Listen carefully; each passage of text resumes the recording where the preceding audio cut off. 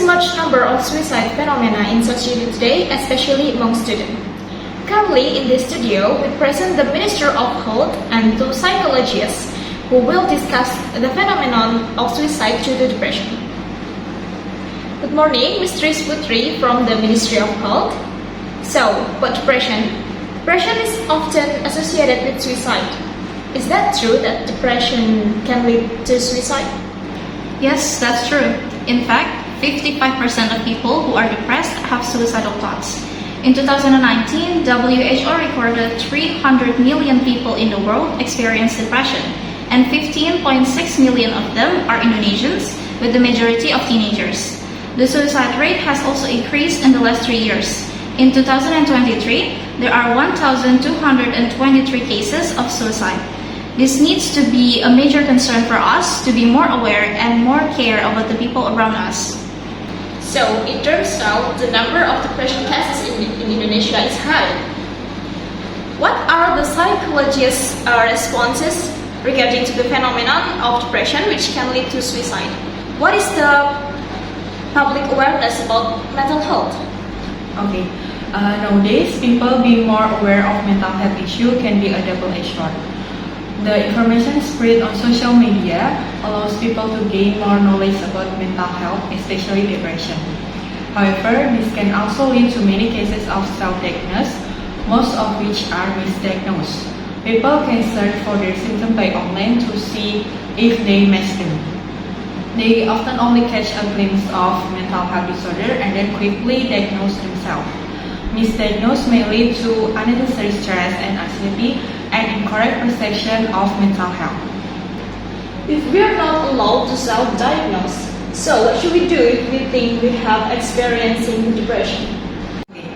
First, we can start by telling our condition and feelings to someone that we know and trust. Although we should not self-diagnose, it's still important to identify symptoms of depression. By knowing the symptoms of depression, we can know whether we or someone that we know is experiencing depression. If we are someone that we know feel like they have depression, they should go to the health professional to get properly diagnosed and treated. People with depression who get immediate help will be able to manage their depression well. Okay, so from that point, what symptoms that we can notice as symptoms of depression? Depression is characterized by prolonged sadness, loss of energy, feeling empty, guilty or low self-worth, and loss of interest in things that we usually enjoy in daily activities. It can lead to having thoughts about dying and suicide. Depression is different from ordinary feelings of sadness, which can go away on their own. Depression can happen to anyone, and the cause is difficult to identify with certainty. So again, we should not carelessly self-diagnose depressions. If you or someone around you experience signs of depression continuously for more than 2 weeks, immediately consult to the health professional so that you can get the right treatment. Alright, for the last one, from the ministry, are there services provided to serve all Indonesian people to consult their mental health, both online or offline, with health professional? Yes, the Ministry of Health provides a mental health hotline with the number 021 500 454 and 119 with the extension 8 for emergencies. However, if you want to have an offline consultation, you can go to the nearest public health center with a free consultation fee from BPJS. Well, thank you for the time to be present today and discuss together about mental health disorder, especially depression. That was today's discussion.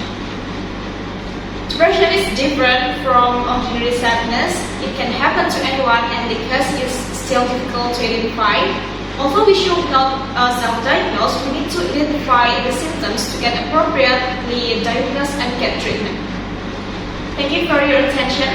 Remember to be aware, self-diagnose and consult to the professional.